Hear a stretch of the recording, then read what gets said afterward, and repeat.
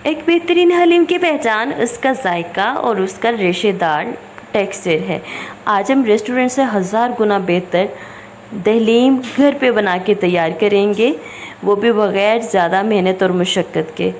बिस्मिल्लाहिर्रहमानिर्रहीम, अस्सलामु अलैकुम, welcome to my YouTube channel let's cook with Samra. सबसे पहले तो हमने एक बड़े साइज़ का बाउल ले लेना है। इसके अंदर हमने दालें भिगोनी है। सबसे पहले मैंने दाल चना डाल दी है। दूसरे नंबर पे ये रेड कलर की दाल मिलती है, ये डाल दी है 1 कप। साथ ही हम इसके अंदर शामिल करेंगे तकरीबन 1 कप दाल माश है ये मेरे पास। दाल मूंग हम इसमें डालेंगे, ये भी 1 कप यूज़ कर रही हूँ मैं यहाँ पे। अब हम इसके अंदर डालेंगे चावल भी 1 कप। आप इसमें गंदम या गंदम का दलिया भी 1 कप शामिल कर सकते हैं।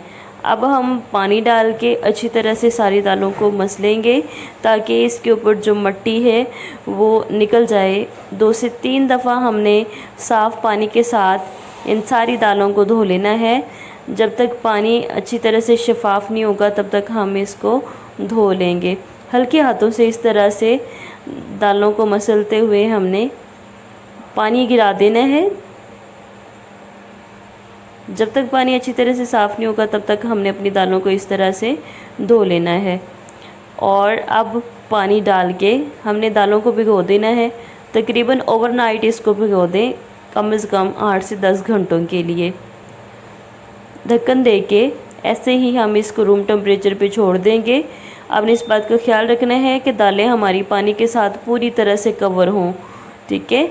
अब इसके ऊपर हमने ढक्कन दे दिया है और इसको ऐसे ही काउंटर सरफेस पे हमने छोड़ देना है। यहाँ पे 8 से 10 घंटे गुज़र चुके हैं। अब हम ढक्कन हटाएंगे और दाल के ऊपर ये जो थोड़ी सी झाग आ चुकी है, फोमी टेक्सचर है, इसको हमने चम्मच की मदद से हटा लेना है। पानी को हम नहीं गिराएंगे क्योंकि हमारी दालों के सारे न्यूट्रिएंट्स इस पानी के अंदर हैं, तो इसको बिल्कुल भी हमने गिराना नहीं है, बल्कि ये जो फोम ऊपर जमा हुआ है इसको हटा लेना है। आप देख सकते हैं कि हमारी दालों की कंडीशन कितनी चेंज हो चुकी है। कलर भी इनका थोड़ा सा लाइट सा हो गया है क्योंकि इन्होंने पानी सोख कर लिया, इस वजह से। ये मेरे पास चिकन है, चिकन तकरीबन हाफ़ kg के करीब है। मैंने इस तरह से इसके बड़े बड़े पीस कर लिए हैं और इसको अच्छी तरह से सिरका और नमक डाल के धो भी लिया है। अब हमने दालों को एक बड़े बर्तन में ट्रांसफ़र कर लिया है। साथ ही हस्बे ज़रूरत इसके अंदर हम पानी डालेंगे। मैं यहाँ पे जो पानी शामिल कर रही हूँ वो तकरीबन 2 से 3 गिलास है।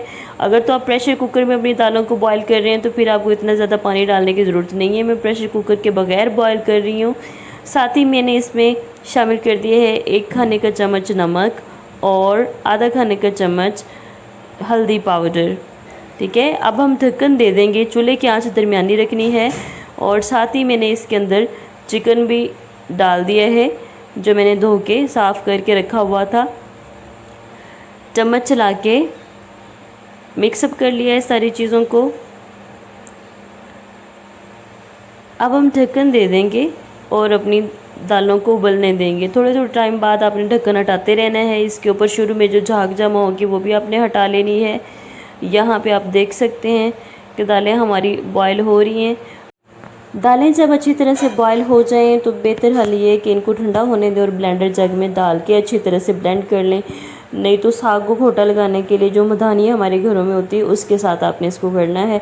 यहाँ पे मैंने 1 टेबल स्पून धनिया ले लिया है, खुश्क धनिया, और साथ में 1 टेबल स्पून ज़ीरा। इन दोनों को थोड़ा सा हमने रोस्ट करना है। आपने इस बात का ख्याल रखना है कि धनिया और ज़ीरे के अंदर कोई भी इस तरह की चीज़ नहीं होनी चाहिए। कंकड़ पत्थर वगैरह चुन के निकाल लेने हैं। दाल यहाँ पे हमारी टू सम एक्सटेंट स्मूथ हो चुकी है। अब हम चूल्हे से इसको हटा लेंगे। किसी खुले बर्तन में ऑयल डालेंगे। बर्तन का साइज़ थोड़ा सा बड़ा लीजिएगा जिसमें हमारी दाल आसानी के साथ आ जाए। ऑयल या घी जो चीज़ आपके पास अवेलेबल है वो डालें बर्तन में। यहाँ पे 1 दालचीनी का टुकड़ा, साथ ही 2 बादियान के फूल और 1 खाने का चम्मच साबुत ज़ीरा मैं शामिल कर रही हूँ। चूल्हे की आंच आपने बहुत कम रखनी है। तकरीबन आधे मिनट के लिए, 30 सेकंड्स के लिए हमने अपनी खड़े मसालों को रोस्ट कर लेना है। जैसे ही हमारे खड़े मसाले रोस्ट हो जाएंगे इसके अंदर हमने डालने हैं 3 से 4 स्लाइस किए हुए प्याज। प्याज बहुत ज़्यादा बारीक स्लाइस नहीं करनी हमने, बल्कि दरमियाने से स्लाइस करके तो शामिल कर देने हैं खड़े मसालों के साथ। अब हम चम्मच चलाएंगे और अपने प्याज़ों को हमने फ्राई करना है। प्याज हमने गोल्डन करने हैं, इनका कलर अच्छी तरह से चेंज करेंगे। चूल्हे की आंच दरमियानी रखें, ठीक है। या लो टू मीडियम फ्लेम के ऊपर प्याज को फ्राई करते जाएंगे जब तक इसका कलर ब्राउन नहीं हो जाता। यहाँ पे आप देख सकते हैं कि प्याज का कलर चेंज होना शुरू हो चुका है, हल्का हल्का सा हमारा प्याज ब्राउन होने लग गया है और तकरीबन अब 2 से 3 मिनट लगेंगे और प्याज हमारा ये देखें ब्राउन हो चुका है। हस्बे ज़रूरत प्याज हमने यहाँ पे निकाल के अलग कर लेना है और बाकी प्याज हम अपनी रेसिपी में यूज़ कर लेंगे। इस प्याज को हम इस्तेमाल करेंगे अपनी रेसिपी को गार्निश करने के लिए। साथ ही इसके अंदर हमने 2 टेबलस्पून लहसुन, अदरक और सब्ज़ मिर्च का पेस्ट डाल देना है। यहाँ पे मैंने सारी चीज़ें चॉप की हुई थी वो शामिल कर दी हैं। चम्मच चलाएंगे और ये चिकन जो मैंने पहले निकाला था उसको मैंने श्रेड कर लिया है। अच्छा, दहलीम वर्ड होता है और लोगों ने जो है वो गलतुलाम हो गया, ये लोग इसको हलीम बोलते हैं और अब हलीम का वर्ड जो है वो कॉमन हो चुका है। आप बताइए कि आप इसको दहलीम बोलते हैं या हलीम। एक पैकेट इसके अंदर मैंने डाल दिए है जी हलीम पाउडर।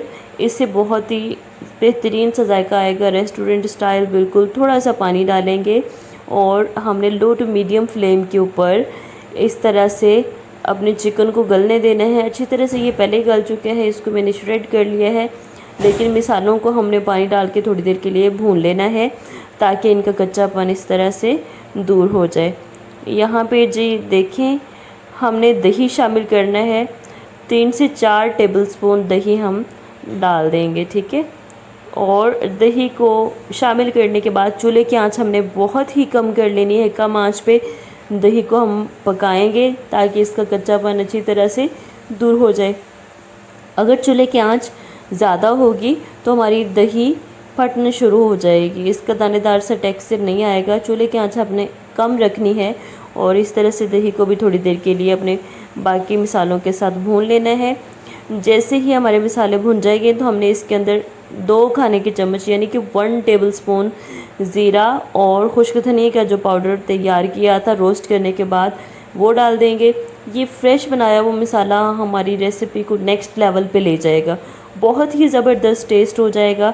अब हम चम्मच चला देंगे। साथ ही मैं यहाँ पे डाल रही हूँ आधा खाने का चम्मच हल्दी पाउडर। आप अपनी हल्दी के कलर के हिसाब से डालिएगा और तकरीबन आधा खाने का चम्मच यहाँ पे मैंने सुर्ख मिर्च पाउडर डाला था, ठीक है। अब हम चम्मच चलाएंगे और अपने इन सारे मसालों को अच्छी तरह से मिक्स कर लेंगे। इसी दौरान अगर आप चैनल पर नए हैं तो चैनल को सब्सक्राइब कर दें, वीडियो को लाइक करके कमेंट सेक्शन में प्यारा सा कमेंट छोड़ना ना भूलिएगा। यहाँ पे हमारे मसाले हो चुके हैं रेडी। अब हम इसके अंदर अपनी दाल डाल देंगे। आपने बिल्कुल भी ये गलती नहीं करनी, अगर आप प्रेशर कुकर के बगैर दालें बॉईल कर रहे हैं तो फिर दालों को पहले अच्छी तरह से मैश करने का इंतज़ाम कीजिए। या तो उनको घोट लीजिए या फिर ब्लेंडर जग में डाल के ब्लेंड कर लीजिए, उसके बाद आपने इसको चिकन के साथ शामिल करना है। अगर आपकी दालों का टेक्सचर नरम नहीं हो रहा तो फिर जब आप चिकन डाल चुके होंगे फिर आप उसको ब्लेंड भी नहीं कर सकते, क्योंकि उससे चिकन के रेशे ख़त्म हो जाएंगे, घुल जाएंगे। चिकन के रेशे ही हमारी हलीम की असल पहचान होते हैं, तो इसलिए दाल को पहले या तो आप घोटा लगा लें या फिर अच्छी तरह से इसको ब्लेंड कर लें, फिर आपने इसको बाकी मसालों के साथ और चिकन के साथ शामिल करना है, ठीक है। अब यहाँ पे अगर आपके चिकन के रेशे अच्छी तरह से नहीं खुले तो आपने नमक डाल दिया। यहाँ पे मैंने 1 टीस्पून नमक भी बैलेंस कर लिया आपने चेक कर लेना है सारे मसालों को नमक डालने से पहले, उसके बाद आपने नमक डालना है बिल्कुल एंड पे। चम्मच चला के नमक को भी हमने मिक्सअप कर लिया है, ठीक है। चलें जी, ये हो गया। और आपने हैंड बीटर ले लेना है, इसकी मदद से अच्छी तरह से इस तरह से जब आप मिक्स करेंगे दालों को तो चिकन के रेशे खुलते जाएंगे। रेशा बहुत ही बारीक, बहुत ही ज़बरदस्त बन के तैयार होगा आपके चिकन का, ठीक है। अच्छी तरह से अपने हलीम को हल्की आंच पे घोट लेंगे और चलें जी, हमारा हलीम हो चुका है रेडी। और ज़बरदस्त रेशेदार स्ट्रक्चर के साथ तैयार हुआ है। यहाँ पे मैंने लीमू ले लिए हैं, थोड़ा सा सब्ज़ धनिया, और ये मैंने 1 इंच अदरक का टुकड़ा लिया था, इसको बारीक मैंने इस तरह से काट लिया है, और सब्ज़ मिर्चें। साथ ही हम इसके रखेंगे चाट मसाला, और भुने हुए प्याज़ों के साथ हमने अपने हलीम को गार्निश करना है। वीडियो अच्छी लगी तो चैनल को सब्सक्राइब, वीडियो को लाइक और शेयर करना ना भूलिएगा। फिर मिलते हैं एक नई रेसिपी के साथ, तब तक के लिए अल्लाह हाफिज़।